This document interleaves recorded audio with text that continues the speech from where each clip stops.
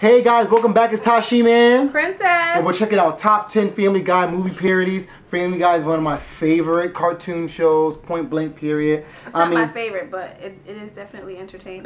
It's wonderful. It's amazing. You know, which Futurama spawned off, came from Simpsons.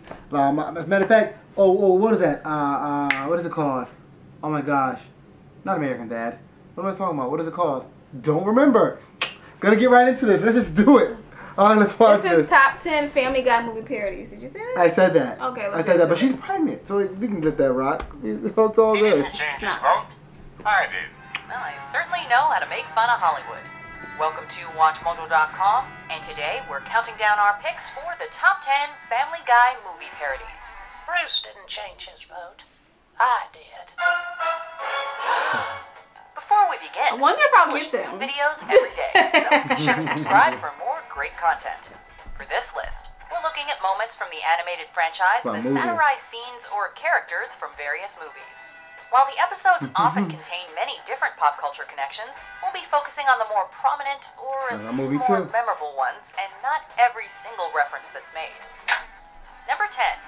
Willy Wonka and the Chocolate Factory. Everybody knows it. In the episode Wasted Talent, Peter and his buddies learn of an upcoming tour of the Pawtucket Brewery. To win a spot on the tour, they need to find a silver scroll hidden inside a random bottle of beer. Sound familiar? I found it! I found the last scroll! He found it! Oh my God! Run home, Peter! Run as fast as you can! Not only is this storyline ripped straight from Willy Wonka, Yes, it but is. the entire episode is basically one giant parody of the movie. There are lines, story beats, and Wait, didn't he music fall and ripped hurt straight from his the source. knees that time Some of the too? characters are more hilarious and exaggerated versions of the ones found in the movie. Count yourself lucky, you're not a horse. However, we don't remember Charlie getting kicked in the shin by an Oompa Loompa. They weren't violent. Number 9. The Lord of the Rings, The Two Towers. This scene starts with Chris being attacked by a haunted tree. Herbert then shows up and yells, "You shall not pass to the tree." It's not quite as epic as Gandalf's, but whatever. Causing them to both fall down a massive crevice. The moment is ripped straight from the beginning of The Two Towers, and follows the scene pretty much beat by beat. I'm gonna It's watch that simply tonight. awesome to Actually, see Herbert fighting a monstrous Lord tree of the with his Rings, walker, Twin while Towers. epic music plays in the Two background. Towers.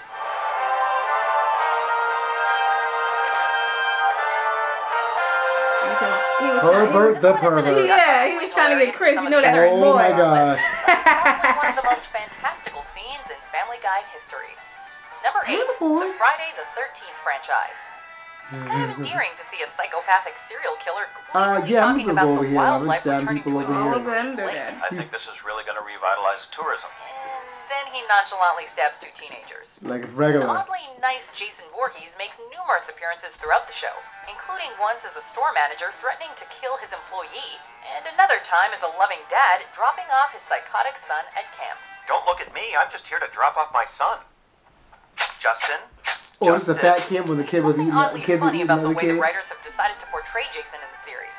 Sure, he retains his bloodlust, but he also seems to have a giant heart.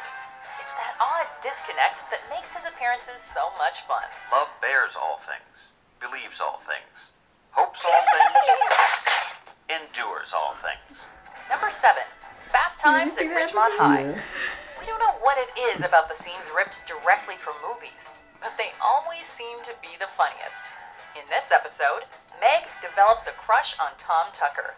While watching him on television, she has a vision of Tom swimming in a pool, calling her cute, stripping off his shirt, I remember and that. making out with her. This is inspired by the famous scene from the classic teen comedy Fast Times at Ridgemont High, although it is infinitely sexier Never in knew the movie. what Sorry, that came but from. watching a grown, mustachioed, hairy-chested man making out with a teenager is not exactly our idea of sexy. Like Brian says, it's the Awkward.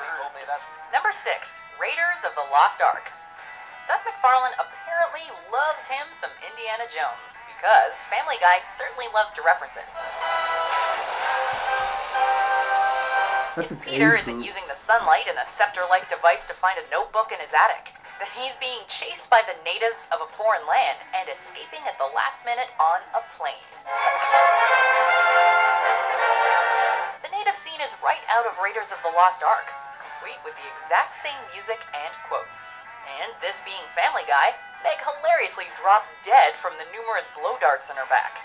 And to think, that was all due to Chris becoming a freshman. Number 5, Back to the Future.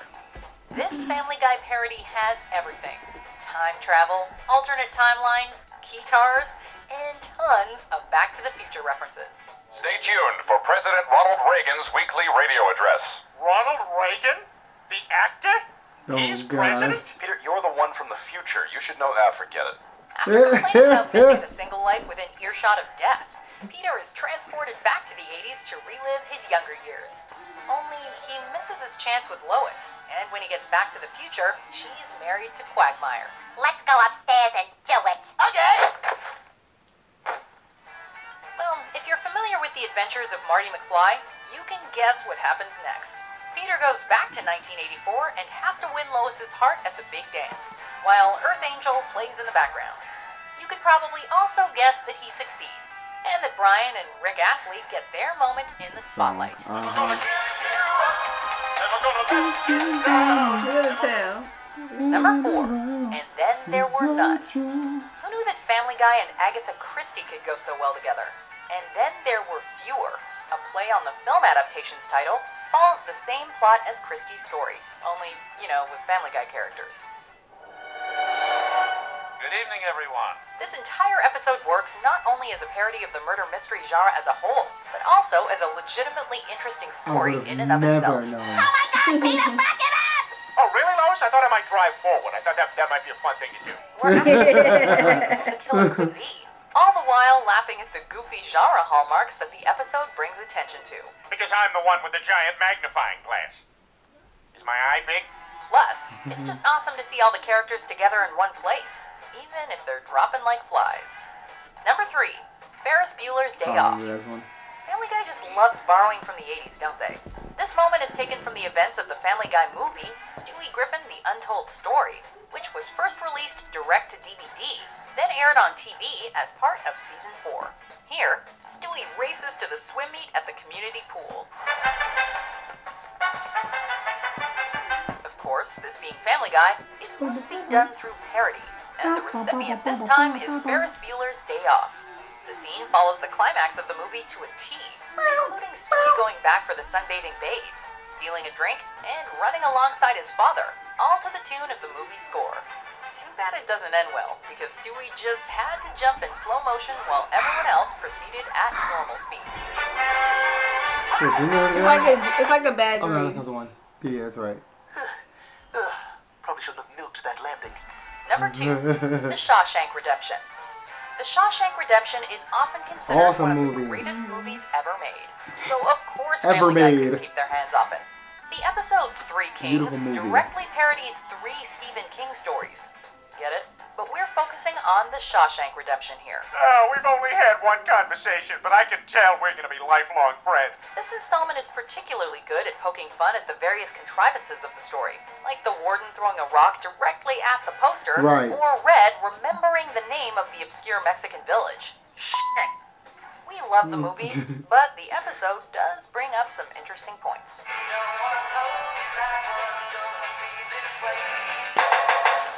Before we unveil our number 1 pick, here are some honorable mentions.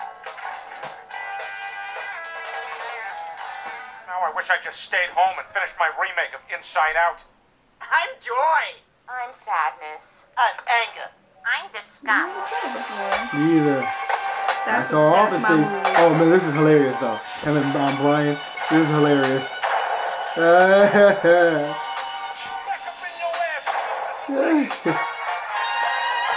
I saw The Great Gatsby. You were forced to watch The Great Gatsby and read the book. Whose party is this? I'm not sure. Women aren't allowed to ask questions yet. So, what's your name? You forget yourself. Number 1, Star Wars: The Original Trilogy. Could it really have been anything else?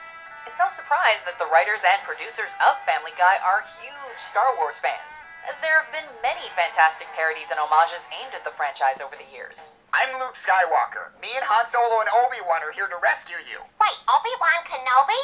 Yeah. Suddenly I'm not so fat, huh? That being said, it's their 3-part heart, laugh it up fuzzball series that truly takes the crown.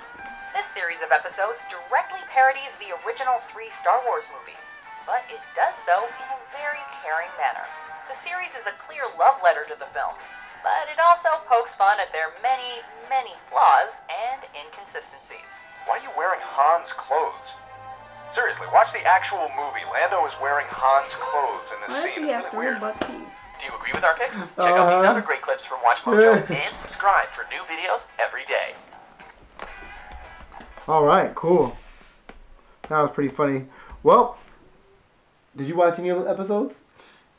I'm pretty sure I have. I'm just not an avid watcher such as yourself. I didn't watch 2 of them. Who might have seen them multiple times. I didn't watch 2 of them. However, it would have been funny if I seen it. I know it. Yeah. But would I have gotten some of the references? Maybe not. Maybe not. There were like 2. Ferris Once again, Bueller Day another Off, 2 maybe. movies. I'm like, what the heck? Well, I never watched that movie ever. Didn't understand there was a reference when I watched it. I just assumed that you guys they were just doing something creative. Yeah. Well, now I know. Well, all right. Well, let us know what you guys think about this video. Make sure you hit that thumbs up. Like, do it right now. Hit the thumbs up right now. All right, hit that thumbs up. Drop those comments below. Don't forget to share. And as always, subscribe. And thank you guys for watching this video, guys. We really appreciate you guys. Thank you guys so much, and we'll talk to you soon. Talk to you later.